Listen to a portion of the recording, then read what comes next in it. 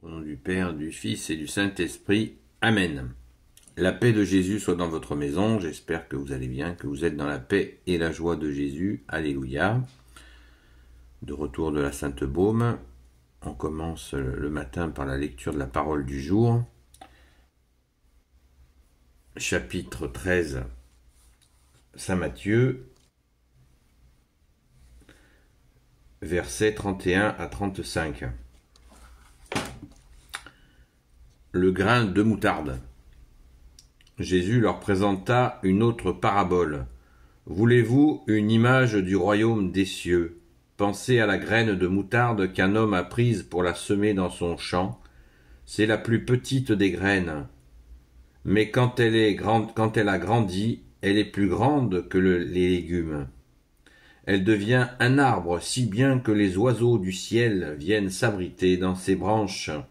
Jésus leur dit une autre parabole. Voulez-vous encore une image du royaume des cieux? Pensez au levain qu'une femme prend et enfouit dans 3 mesures de farine, jusqu'à ce que tout soit levé. Jésus disait tout cela aux foules en parabole. Il ne leur disait rien sans faire usage de parabole, de sorte que s'accomplissait la parole du prophète. J'ouvrirai la bouche et je parlerai en parabole. Je ferai connaître les choses cachées depuis la fondation du monde. Amen. Alléluia. Merci Jésus.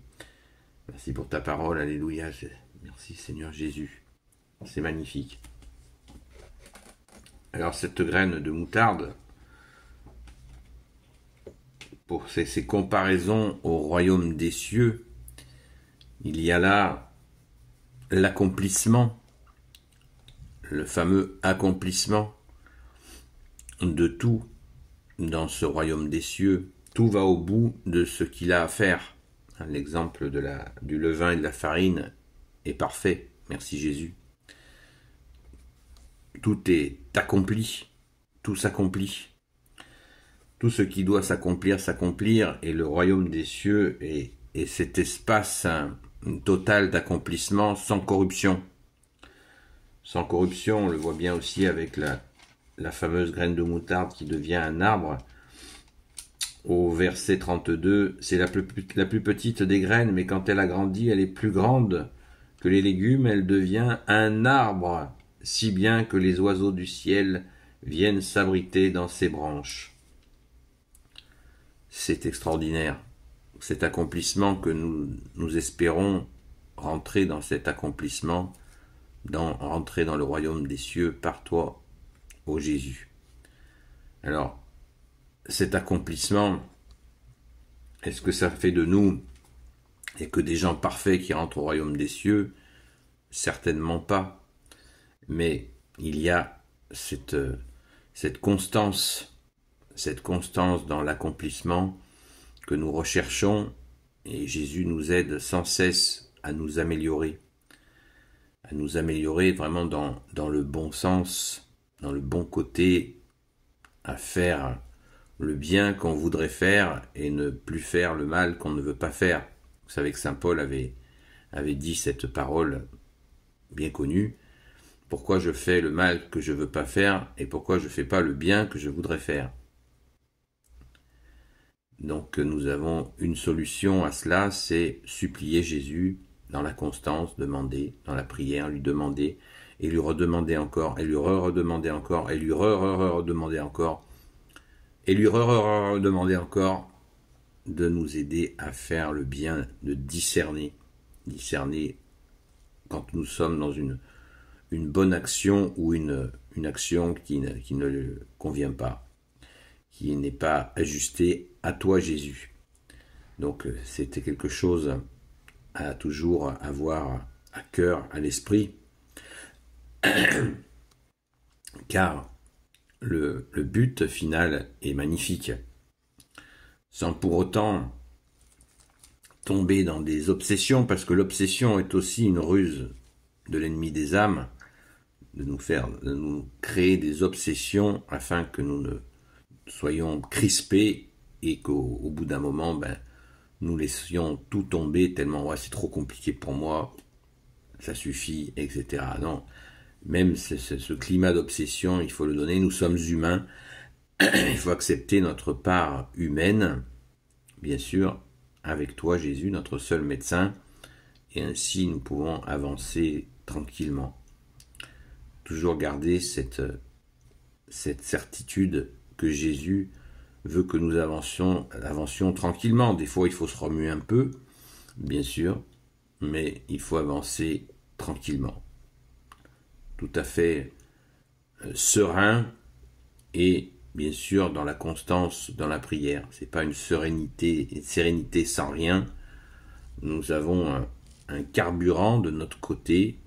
La constance du côté de Jésus, elle est acquise. Mais nous, la constance, nous l'obtenons par la prière. La prière nous aide. La prière nous fait rentrer dans une dimension justement de constance et de tranquillité qui est très importante, puisque le monde est monde, et la prière nous permet de rester en dehors du cirque du monde. Ce qui ne veut pas dire de vivre dans un endroit désertique avec rien. C'est pas ça. Nous pouvons être tout à fait dans le monde, comme Jésus nous a installés dans le monde, mais nous ne sommes pas du monde. Voilà, nous observons ce qui se passe et nous restons bien sûr dans la prière pour nous garder du mauvais, de ces aspects, les aspects très néfastes du monde. Et Dieu sait qu'il y en a. Donc, cette parabole se conclut par ce rappel de Jésus de ce qu'avait dit le prophète, un prophète, on ne sait pas son nom à ce prophète, ça sera intéressant de le retrouver. J'ouvrirai la bouche et je parlerai en parabole. Je ferai connaître des choses cachées depuis la fondation du monde. Alors c'est un prophète de l'Ancien Testament, bien sûr, qui est venu avant Jésus, qui a dit cette phrase, et voilà, Jésus l'accomplit. Jésus est venu tout accomplir, de toute façon. C'est la phrase qu'il a dite avant de rendre son dernier souffle. Bien-aimé Jésus, tu as dit, tout est accompli. Et 3 jours après, tu es ressuscité. Alléluia. Donc l'accomplissement, et je ferai connaître des choses cachées depuis la fondation du monde. Des choses, pas toutes choses. C'est intéressant de noter la différence, parce qu'on ne peut pas tout savoir, on deviendrait gaga. On n'est pas en capacité de tout connaître, nous ne sommes pas Dieu.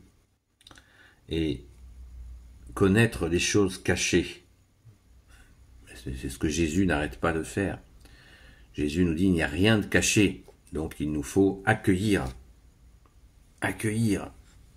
ces révélations que nous fait Jésus, et notamment ces révélations là en ce moment sur la compréhension du royaume des cieux, ce qui n'est pas rien, c'est juste énorme, car c'est ce que nous souhaitons y rentrer, mais la porte, encore une fois, je le répète, la porte c'est toi, bien-aimé Jésus, donc soyons attentifs à la porte, puisque ça ne dépend pas de nous. Bien sûr que nous avons notre part de travail à faire, faisons-le, mais ne le faisons pas seuls. C'est Jésus, notre seul enseignant, qui nous conduit à ce royaume des cieux. Ne l'oublions jamais, nous ne pouvons pas, de nous-mêmes nous n'y arriverons pas. C'est impossible.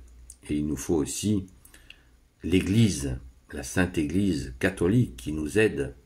Jésus l'a voulu, donc il nous faut absolument être fidèles à Jésus en premier, à son Église, bien sûr. Ainsi, nous mettons tout en œuvre pour faire cette entrée au royaume des cieux qui dépend de ta grâce, bien-aimé Jésus. Alléluia. Soyez tous bénis selon ta sainte volonté, ô Jésus, au nom du Père, du Fils et du Saint-Esprit. Amen. Et je vous dis à très vite. Merci à notre Sainte Mère Marie, Saint Joseph, Sainte Marie-Madeleine, de vous bénir aussi. À très vite.